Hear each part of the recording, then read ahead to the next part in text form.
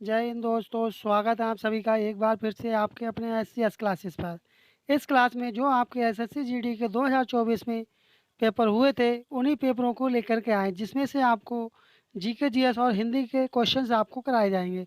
जो कि इस क्लास में कुल 40 क्वेश्चनों को लिया गया है, जिसमें सामान्य ज्ञान के 20 प्रश्न होंगे और आपके हिंदी के 20 क्वेश्चन होंगे। कुल मिलाकर 40 क्वेश्चन इस क्लास में लिए गए हैं।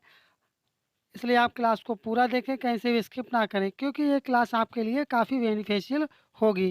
क्योंकि प्रीवियस को ईयर के क्वेश्चन लगाने से हमें ये आइडिया हो जाता है कि किस तरह से एसएससी जीडी में क्वेश्चन आने वाली शिफ्टों में हमसे पूछे जाएंगे। इसलिए आप पेपर को पूरा लगाएं, कहीं से भी स्किप ना करें।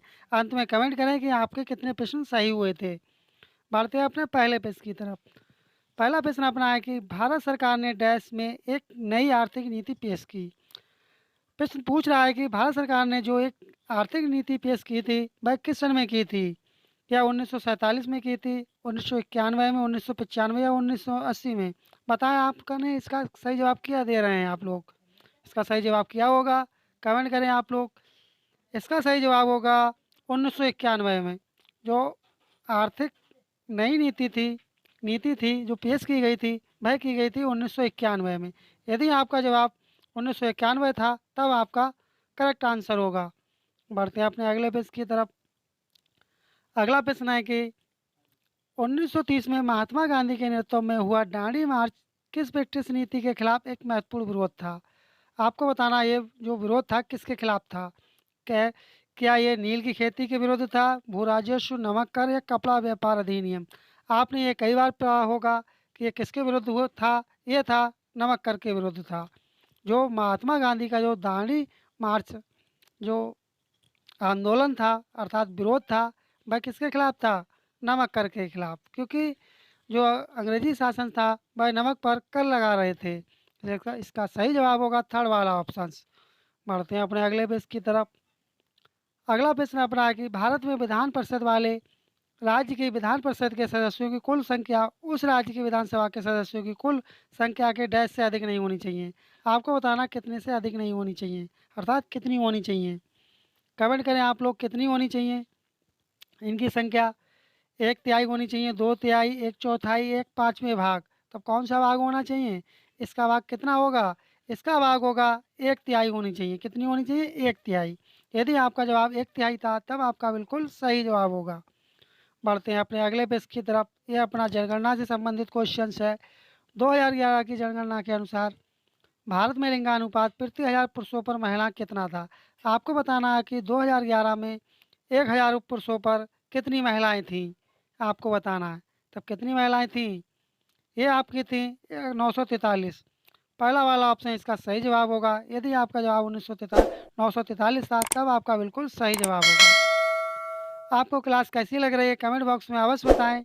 यदि आपको क्लास अच्छी लग रही हो और अभी तक चैनल पर नए हो, चैनल को सब्सक्राइब नहीं किया आप लोग, तब आप लोग चैनल को सब्सक्राइब कर लें, क्योंकि आपको यहाँ पर 2021 से लेकर 2024 तक के कंप्लीट प्रीवियस ईयर के क्वेश्चंस कराए जाएंगे। और इसके अलावा आपको जीके जीएस और हिंदी की क्लासेस आपको प्रोवाइड कराई जा रही। यदि आपने वो नहीं देखी हो, तो आप चैनल विजिट करके आप देख सकते हैं, क्योंकि आपको फ्री में ही एसएससी जीडी की कंप्लीट तैयारी कराई जाएगी। वो भी उन क्वेश्चनों के साथ कराई जाएगी जो आपके एसएससी जीडी में क्वेश्चन पूछे जाते हैं। इसलिए आप चैनल पर बने रहें और नोटिफिकेशन बेल आइकन को आप लोग दबा लें। अगला प्रश्न है कि निम्नलिखित में से खिलाड़ी और उनसे संबंधित खेल का कौन सा युग्म सही है? आपको बताना कौन सा युग्म ठीक है। तब कौन सा युग्म ठीक होगा आपको बताना है। पूजा वस्त्राकर निशानेबाजी से संबंधित हैं। बताएं आप लोग, क्या ये निशानेबाजी से संबंधित हैं? ये निशानेबाजी से संबंधित नहीं है। अगला है कुलदीप यादव क्रिकेट से संबंधित हैं। आपको ये अच्छी तरह से ज्ञात होगा, क्योंकि आप लोग क्रिकेट देखते होंगे। तब इसका जो सेकंड वाला ऑप्शन है ये ठीक है। और पूजा वस्त्राकार की निशानेबाजी से संबंधित ना होकर के ये किससे संबंधित, आप कमेंट बॉक्स में बताएं। इसलिए इसका सही जवाब होगा केवल थर्ड वाला ऑप्शन। क्या चीज़? थर्ड वाला ऑप्शन आपका ठीक जवाब होगा। सेकंड वाला, केवल सेकंड इसका ठीक होगा। बढ़ते हैं अपने अगले प्रश्न की तरफ। अगला प्रश्न है कि निम्नलिखित में से किसे रेलवे बोर्ड की प्रथम महिला के अध्यक्ष में के रूप में नियुक्त किया गया? आपको बताना कि जो प्रथम महिला अध्यक्ष कौन थी जो रेलवे बोर्ड की अध्यक्ष बनी थी। बताएं, कमेंट करें आप लोग कौन बनी थी। ये बनी थी जया वर्मा सिन्हा। फोर्थ वाला ऑप्शन इसका सही जवाब होगा। यदि आपका जवाब जया वर्मा सिन्हा था तब आपका बिल्कुल सही जवाब होगा। बढ़ते हैं अपने अगले पेज की तरफ। अगला प्रश्न अपना एक करंट अफेयर से है, इसलिए इसे स्किप करते हैं। अगला प्रश्न है कि तैराकी में डैश में पीठ के बल तैरा जाता है। बताएं इसका क्या होगा सही जवाब। बटरफ्लाई स्ट्रोक होगा, बेक स्ट्रोक होगा, फ्री स्टाइल होगा या स्ट्रीम लाइन होगा। कमेंट कर दें आप लोग इसका सही जवाब क्या होगा। इसका सही जवाब होगा बेक स्ट्रोक। सेकंड वाला ऑप्शन यदि आपका जवाब था तब आपका बिल्कुल सही जवाब होगा। अगला प्रश्न है कि डैश घर के अंदर या बाहर खेला जा सकता है।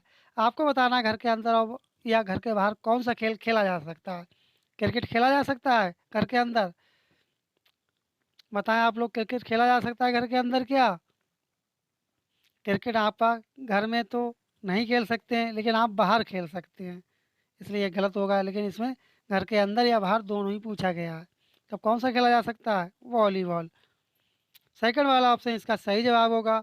बढ़ते हैं अपने अगले प्रश्न की तरफ। अगला प्रश्न है कि डैश भावी बौद्धिक विकास और समाज के आर्थिक सामाजिक सांस्कृतिक विकास में योगदान की क्षमता का प्रतिनिधित्व करती है। तो कौन है जो प्रतिनिधित्व करती है। क्या है अर्थव्यवस्था, जनगणना, राजनीति या साक्षरता। कमेंट कर दें आप लोग इसका सही जवाब क्या होगा। वह है आपकी साक्षरता। क्या होगी, साक्षरता। यदि आपका जवाब साक्षरता था तब आपका बिल्कुल सही जवाब होगा। बढ़ते हैं अपने अगले प्रश्न की तरफ। अगला प्रश्न आपका है कि वर्धमान महावीर जैन धर्म के अंतिम और डैश तीर्थकार थे। बताएं कौन से नंबर के तीर्थकार थे महावीर जी। वर्धमान महावीर कौन से नंबर के तीर्थकार थे, आपको बताना है। ये थे 24वें नंबर के। ये क्वेश्चन एसएससी के द्वारा कई बार पूछा जा चुका है। और आपने देखा होगा कि जो प्रीवियस ईयर के क्वेश्चन होते हैं उन्हीं में से बहुत सारे क्वेश्चन आपके जो आने वाली शिफ्ट हैं उनमें आपको देखने को मिलेंगे। अगला प्रश्न है कि भारत की अंतिम पंचवर्षीय योजना निम्नलिखित में से कौन सी थी। आपको बताना कि अंतिम पंचवर्षीय कौन सी थी। कमेंट कर दें आप लोग इसका सही जवाब क्या होगा। अंतिम पंचवर्षीय योजना कौन सी थी। ये आपकी थी 12वीं पंचवर्षीय योजना। और 12वीं पंचवर्षीय योजना का कार्यकाल कब से कब तक का था, ये आपको कमेंट बॉक्स में बताना है। बढ़ते हैं अपने अगले प्रश्न की तरफ। अगला प्रश्न है कि टी बाला सरस्वती का संबंध किस नृत्य से। आपको बताना जो टी बाला सरस्वती है ये कौन सा नृत्य करती हैं या किस नृत्य से इनका संबंध है। कमेंट करें आप लोग कौन सा नृत्य होगा इनका। इनका नृत्य कौन सा वाला होगा, ये संबंधित है भरतनाट्यम। कौन सा नृत्य करती हैं, भरतनाट्यम। इसलिए इसका सही जवाब होगा पहला वाला ऑप्शन। बढ़ते हैं अपने अगले प्रश्न की तरफ। अगला प्रश्न है कि कृषि उपज का वह अंश जो किसानों द्वारा बाजार में बेचा जाता है डैश कहलाता है। अर्थात जो किसान जो बाजार में बेचते हैं उस अंश को क्या कहते हैं। बताएं आप लोग उसे क्या कहते हैं। उसे कहते हैं विपरीत अधिशेष। सेकंड वाला ऑप्शन इसका सही जवाब होगा। बढ़ते हैं अपने अगले प्रश्न की तरफ। अगला प्रश्न है कि किसे आधुनिक अर्थशास्त्र का जनक माना जाता है। यह प्रश्न कई बार एसएससी के जो द्वारा पूछा जा चुका है। हो सकता है इस बार भी आपसे पूछ लिया जाए 2025 में। तब कौन सा है आधुनिक अर्थशास्त्र का जनक किसे कहा जाता है। ये कहा जाता है एडम स्मिथ के लिए। थर्ड वाला ऑप्शन यदि आपका जवाब था तब आपका बिल्कुल सही जवाब होगा। अगला प्रश्न की अनियमित जमा योजना प्रतिबंध अधिनियम किस वर्ष पारित किया गया था। तब ये किस वर्ष पारित किया गया था, ये किया गया था 2019 में। सेकंड वाला ऑप्शन यदि आपका जवाब था तब आपका बिल्कुल सही जवाब होगा। अगला प्रश्न है कि भारतीय संविधान के अनुच्छेद 14 से 18 में निम्नलिखित में से किस अधिकार से संबंधित प्रावधानों का उल्लेख है। आपको बताना है 14 से लेकर के 18 तक जो आपका अनुच्छेद है संविधान में उनमें किसका वर्णन किया गया है। बताएं किसका वर्णन किया गया है। ये वर्णन किया गया है समता का अधिकार। यदि आपका जवाब समता का अधिकार था पहला वाला ऑप्शन तब आपका बिल्कुल सही जवाब होगा। अगला प्रश्न है कि पश्चिम बंगाल की कौन सी नृत्य शैली शास्त्रीय नृत्य के तत्वों को मार्शल आर्ट के साथ जोड़ती है और इसकी मुद्राएं अक्सर भारतीय पौराणिक कथाओं की कहानियों को दर्शाती हैं। बताएं वह क्या है। छऊ है, कुचिपुड़ी है, ओडिसी है, मोहिनीअट्टम है। कमेंट कर दें आप लोग इसका सही जवाब क्या होगा। वह आपका है छऊ। यदि आपका जवाब छऊ था पहला वाला ऑप्शन तब आपका बिल्कुल सही जवाब होगा। बढ़ते हैं अगले प्रश्न की तरफ। अगला प्रश्न है कि तबला वाद्य यंत्र के निम्नलिखित में से किस वादक को दुनिया के सबसे महान संगीतकारों में से एक माना जाता है और जिन्होंने कई अंतर्राष्ट्रीय कलाकारों के साथ काम किया था। बताएं वे कौन हैं।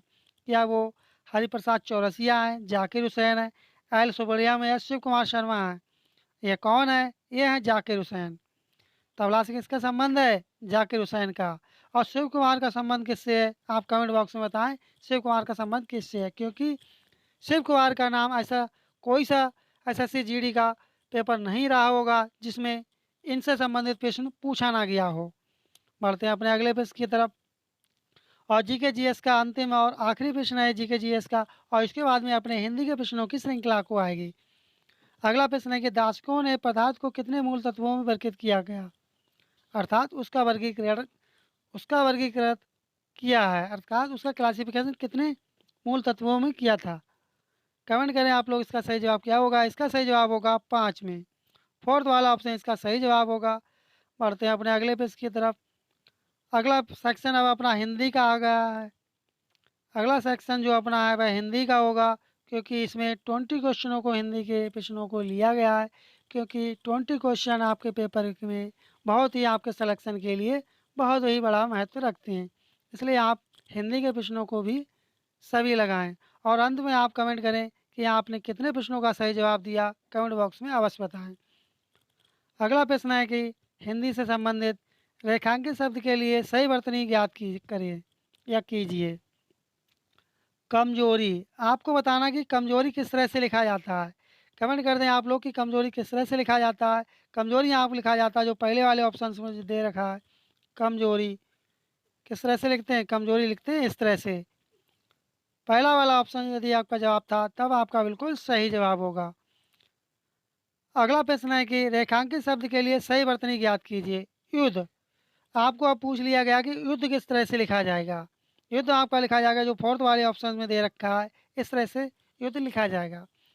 क्योंकि जो हिंदी के क्वेश्चन एसएससी जीडी पूछती है उसमें बहुत ही इजी टाइप के क्वेश्चंस आते हैं। यदि आप अभी से तैयारी करते रहे तब आपका एसएससी जीडी में सिलेक्शन होने से कोई नहीं रोक सकता है। बढ़ते हैं अपने अगले प्रश्न की तरफ। अगला प्रश्न अपना है कि अब आपको बताना है कि पर्यायवाची शब्द बताना है। किसका बताना है? सजग का पर्यायवाची बताना कि सजग का पर्यायवाची क्या होता है। बताएं सजग का पर्यायवाची क्या होता है। सजग का पर्यायवाची होता है सावधान। यदि आपका जवाब सावधान था तब आपका बिल्कुल सही जवाब था। बढ़ते हैं अपने अगले प्रश्न की तरफ। अगला प्रश्न है कि आपको बताना कि रिक्त स्थान के लिए सही भाववाचक संज्ञा वाला विकल्प है। माँ लक्ष्मी की पूजा, माँ लक्ष्मी की कृपा से सभी को डैश प्राप्त होती है, तब क्या प्राप्त होती है? ये आपको क्या प्राप्त होगी? कमेंट करें आप लोग इसका सही जवाब क्या होगा। ये आपका सही जवाब होगा संपन्नता। माँ लक्ष्मी की कृपा से सभी को संपन्नता प्राप्त होती है। जो आप रिक्त स्थान देख रहे हैं आपका, तब यहाँ पर आपका संपन्नता आ जाएगा। बढ़ते हैं अपने अगले प्रश्न की तरफ। अगला प्रश्न अपना विलोम विलोम से संबंधित है। आपको विलोम बताना है। आलसी का विलोम क्या होगा? बताएं आप लोग, आलसी का विलोम क्या होगा? आलसी का विलोम आपका क्या होगा? कमेंट कर दें आप लोग। आलसी का विलोम होगा कर्मठ। सेकंड वाला ऑप्शन इसका सही जवाब होगा। अगला प्रश्न आपको अपना है कि विलोम शब्द आपको बताना किसका? निश्चित का विलोम बताना है कि निश्चित का विलोम क्या होगा। निश्चित का विलोम होता है चिंतित। बढ़ते हैं अपने अगले प्रश्न की तरफ। अगला प्रश्न है कि वाक्यांश के लिए एक शब्द का विकल्प होगा। जो धन को व्यर्थ ही खर्च करता हो, एक शब्द में आप उसे क्या कहेंगे जो धन को व्यर्थ ही खर्च करता है, ये पूछा गया है। तो उसे एक शब्द में क्या कहेंगे? उसे कहेंगे अपव्ययी। क्या कहेंगे? अपव्ययी। बढ़ते हैं अपने अगले प्रश्न की तरफ। अगला प्रश्न है कि आपको तत्सम बताना है। किसका? बनारस का तत्सम बताना है कि बनारस का तत्सम क्या होगा। बनारस का तत्सम होगा वाराणसी। सेकेंड वाला ऑप्शन इसका सही जवाब होगा। अगला प्रश्न है कि उस सही विकल्प का चयन करें जो वाक्यांशों के लिए एक शब्द का विकल्प हो। जानने को इच्छुक, यदि आप जानने को इच्छुक हों तो आपके लिए आप एक शब्द में उसके लिए क्या कहेंगे, ये पूछा गया है। तब क्या कहेंगे? उसे कहेंगे जिज्ञासु। जो जानने का इच्छुक हो उसे क्या कहेंगे? जिज्ञासु। बढ़ते हैं अपने अगले प्रश्न की तरफ। अगला प्रश्न है पर्यायवाची पूछा गया। किसका? झोपड़ी का पर्यायवाची बताना है। झोपड़ी का पर्यायवाची क्या होता है? पर्णकुटी। यदि आपका जवाब पर्लगुटी था तब आपका बिल्कुल सही जवाब होगा। आपको क्लास कैसी लग रही कमेंट बॉक्स में अवश्य बताएं। यदि आपको क्लास अच्छी लग रही और चैनल पर नए हो अभी तक चैनल को सब्सक्राइब नहीं किया चैनल को सब्सक्राइब कर लें, वीडियो को लाइक कर दें और सेशन को अपने साथियों में शेयर कर दें। अगला प्रश्न है कि जिसमें कोई त्रुटि है, प्रिया की बातें सुनकर रमेश की आंख से आंसू निकल पड़े। आपको बताना कि किसमें त्रुटि है। तब कौन सा वाला इसका ऑप्शन ठीक होगा? इसका होगा आंख से। प्रिया की बातें सुनकर रमेश की आंख में आंसू निकल पड़े। जो से आप देख रहे हैं यहाँ पर मैं होना चाहिए था, इसलिए फोर्थ वाला ऑप्शन इसका सही जवाब होगा। अगला प्रश्न है, दिए गए वाक्यांश के लिए सार्थक शब्द याद कीजिए। जो पढ़ा ना जा सके, आपको बताना है जो पढ़ा ना जा सके उसके लिए क्या कहेंगे? उसे कहेंगे अपठनीय। पहला वाला ऑप्शन इसका सही जवाब होगा। यदि आप प्रीवियस ईयर के क्वेश्चंस लगाते रहे, मान लीजिए आपको ज़्यादा मेहनत करने की ज़रूरत नहीं पड़ेगी और आप मेहनत करेंगे, वो भी करेंगे सिलेबस बेसिस पर, क्योंकि आपको ज्ञात हो जाएगा कि किस तरह के प्रश्न पूछे जाते हैं।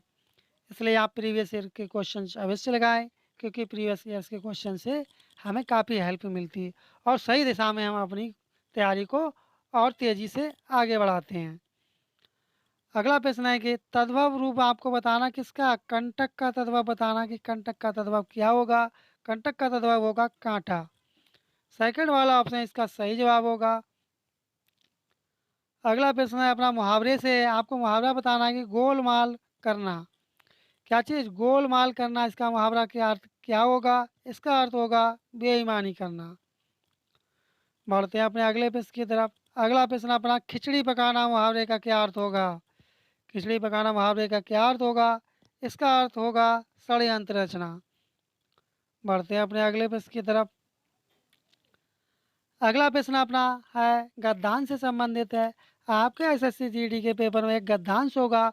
उस गद्यांश से संबंधित आपसे 5 क्वेश्चंस पूछे जाएंगे, जिनका आपको सही जवाब देना होगा।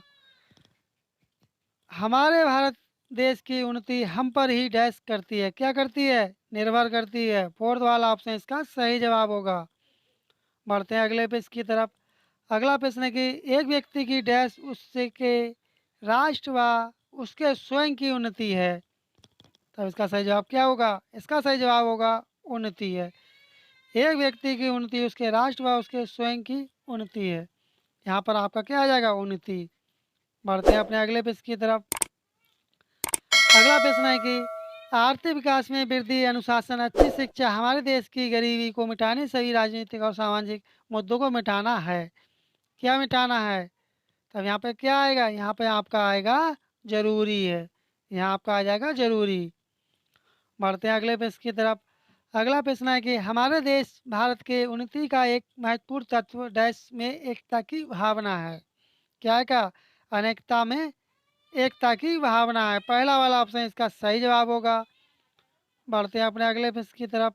अगला प्रश्न है कि भारत देश में हर 1000 किलोमीटर पर डैश बदलती जाती हैं। क्या बदलती जाती हैं? कमेंट कर दें आप लोग। ये बदलती जाती हैं बोलियाँ। आपको क्लास कैसी लगी कमेंट बॉक्स में अवश्य बताएं। ये है इस क्लास का अंतिम प्रश्न था। इस तरह से अपने जी के जीएस के प्रश्नों की श्रृंखला कंप्लीट हुई। आपको क्लास कैसी लगी कमेंट बॉक्स में अवश्य बताएं।